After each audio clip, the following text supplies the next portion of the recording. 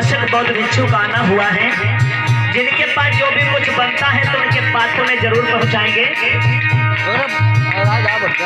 प्रेम से बोलो भैया नमो बुद्धाय, प्रेम से बोलो भैया नमो बुद्धाय, प्रेम से बोलो भैया नमो बुद्धाय, प्रेम से बोलो भैया नमो बुद्धाय। जहाँ कहाँ पगले भटकना तू छोड़ दे, जहाँ कहाँ पगले भटकना तू छोड़ दे, जहाँ कहाँ भैया भटकना तू छोड़ दे, जहाँ कहाँ भैया भटकना तू छोड़ दे। बुद्ध जी से अपने तो नाते को जोड़ ले, बुद्ध जी के अपने तो नाते को जोड़ ले। तुम्हें बुद्ध वाणी से शांति मिल जाए, तुम्हें बुद्ध वाणी से शांति मिल जाए। प्रेम से बोलो भैया अरे प्रेम से बोलो भैया नमो बुद्धाय, प्रेम से बोलो भैया नमो बुद्धाय। जहाँ जहाँ गौतम के चरण पड़े थे,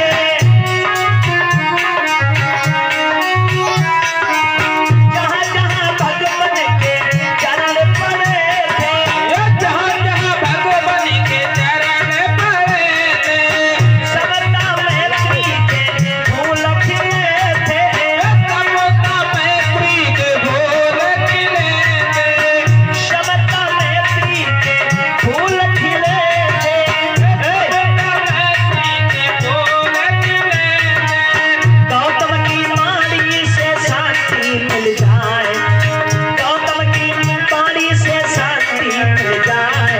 प्रेम से बोलो भैया नमो बुद्धाय, प्रेम से बोलो भैया नमो बुद्धाय, प्रेम से बोलो भैया नमो बुद्धाय।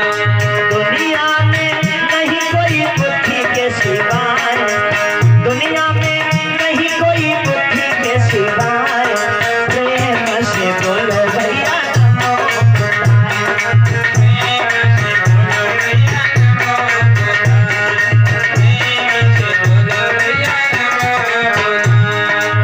भेदभाव छोड़ो करुणा दिखाना, भेदभाव छोड़ो करुणा दिखाना, भेदभाव छोड़ो करुणा दिखाना, भेदभाव छोड़ो करुणा दिखाना। प्रेम बढ़े जग में सुधरे जमाना, प्रेम बढ़े जग में सुधरे जमाना। गौतम का मार्ग ही सतपथ दिखाए, बुद्धि का मार्ग ही सतपथ दिखाए। प्रेम से बोलो भैया नमो बुद्धाय, प्रेम से बोलो भैया नमो बुद्धाय, प्रेम से बोलो भैया नमो बुद्धाय। अरे प्रेम से बोलो भैया नमो बुद्धाय, प्रेम से बोलो भैया नमो बुद्धाय, प्रेम से बोलो भैया नमो। आज भगवान बुद्ध के उपासक बौद्ध भिक्षु का जमाना हुआ। सम्राट अशोक ने जब देखा, बौद्ध भिक्षु बड़े खुश थे। सम्राट अशोक कहने लगे कि भगवान, मैं इतना बड़ा राजा होते हुए लेकिन मुझे सुख चैन नहीं है, और तुम एक बौद्ध भिक्षु होते हुए इतने खुश नजर आ रहे हो। बौद्ध भिक्षु कहने लगे कि राजन, तुम मोह माया में फंसे हुए हो, और मैं काम क्रोध मद लोभ इन सब से दूर हूँ। और इंसान को दुख जब ही तक रहता है जब वो इधर उधर की माया में भ्रमित रहता है। जब अपना सर्वस्व न्यौछावर भगवान के लिए दान कर देता है, फिर उसके पास कोई दुख नहीं रहता है। फिर उसे क्या चाहिए? और ये सत्य है कि महात्मा से बड़ा दुनिया पर कोई पद नहीं है। महात्मा उसको कहा गया है कि जिसकी महान आत्माएं हुआ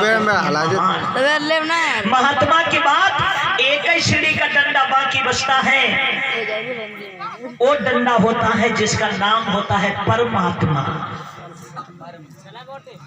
महात्मा वो होता है जिसकी महान आत्माएं हो जाती हैं, और कई महात्माओं का मंथन करने के बाद में जब आत्मा होती है उसका जब मंथन किया जाता है तो वो आत्मा को ही परमात्मा जब बना दिया जाता है तब वो परमात्मा बनकर तैयार होता है। लेकिन लोगों, महात्माओं में भी बहुत बड़ा फर्क है। उस समय के महात्मा ऐसे थे, आज के महात्माओं में बहुत बड़ा फर्क है।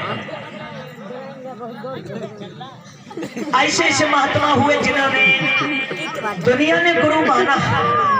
एक नाम सुना होगा अपने गुरु धनवंतर का, जिनके 1400 चेला थे। महात्मा बुद्ध का नाम सुना होगा, जिस समय विशाखा के यहाँ भोजन करने के लिए गए तो उस समय उनके साथ में 2800 चेला थे। 2800। हम तो सोच रहे हैं ऐसे ऐसे गांव है टेलर साहब जिनमें गांव भरे में 2800 लोग आए हैं। अब ये लोग 2800 चेलों को कैसे संभालते होंगे? हमारे जब 5-6 चेला है मेरे नाक में दम करेगा, हम तो मरे जाते हैं। लेकिन ये 2800 लोगों को कैसे संभालते होंगे? कारण ये था कि वो चेला लोग गुरु की आज्ञा का पालन किया करते थे। पहले मामला और कुछ था, लेकिन अब मामला बदल गया। अब पहले वो था कि 6-6 महीने तक गुरु के पैर दबाने पड़ते थे, तब कहीं गुरु की शरण मिलती थी। अब उल्टा हो गया। अब गली गली गुरुआ फिरे, चेला गुर मंत्र ले। पहले चेला जाते थे, अब गुरु लोग जा रहे हैं।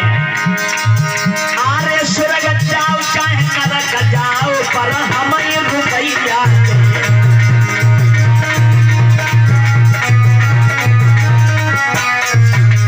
अब मामला उल्टा हो गया। पहले चेला लोग जाते थे, अब गुरु लोग चेलन के पास जा रहे हैं। गली गुली गुरुआ फिरे, चेला गुर मंत्र ले, और स्वर्ग जाओ चाहे नरक जाओ, पर हमें रुपया। बाहर में चले जाओ, पैसा की भूख आई गुरु न। तो ऐसे गुरुओं से भी सावधान रहो, नहीं तो वो ऐसे चेला को जगह पर ले जाके छोड़ देंगे कि चेला दुनिया पर किसी काम का नहीं रहेगा। ऐसे अनेकों गुरु हैं। हम आपको बताना चाहेंगे कि एक गांव में एक गुरु चेला रहते थे। गुरु जी एक दिन घूमते घूमते चेला के घर पहुंचे। चेला ने क्या काम किया? मेहनत मजदूरी करके उसने 40-50 हजार रुपया की भैंस खरीद ले, दूध पिए, गन्ने पहले, कोई टेंशन नहीं। गुरुजी जब पहुंचे चेला के घर, चेला ने जाके अपनी पत्नी को बताया कि रानी गुरुजी आए। पत्नी ने कहा ठीक है गुरुजी आए, उन्हें बिठाओ। पत्नी ने क्या काम किया? एक जग दूध निकाला, चीनी खड़बड़ाई और जग दे दिया कि जाओ गुरुजी को दूध पिलाओ जाके। चेला दूध लेके गुरु के पास पहुंचा। गुरुजी ने दूध देखा, पूछने लगे अरे ये दूध गाय का है? चेला कहने लगे कि गुरुदेव आपकी दुआ से 40-50 हजार रुपया की भैंस खरीद ले, बाई को दूध है। गुरु खौली गए। गुरु खौली गए, कहने लगे बा भाई बा, हम गुरु हुई कि हमारे जो बकरिया तक नहीं, जो चेला हुई कि 80,000 रुपया की भैंस रखे रहे, जा कौन सा वेद में लिखी? अब गुरु का दिमाग घूम गया। गुरुजी सोचने लगे कि किसी तरीके से इसकी भैंस हड़पनी चाहिए। गुरुजी को दूध दिया, गुरुजी ने दूध नहीं पिया, मुंह लटका के बैठ गए। चेला पूछने लगा गुरुजी कहाँ बात है, दूध पिया? गुरुजी कहने लगे बदतमीज, मैं तेरा दूध नहीं पीने आया हूँ, तेरे ऊपर संकट के बादल हैं, इसलिए वो बादलों की वजह से मैं आया हूँ। चेला कहने लगा गुरुजी क्या संकट है? तो गुरुजी कहने लगे देखिए कपटी गुरु क्या करता है। क्या बोला कि चेला तुम पर शनिदेव चढ़ो, अरे चेला तुम पर शनि देव चढ़ो रे, कुछ काला काला दान करो, कुछ काला काला दान करो।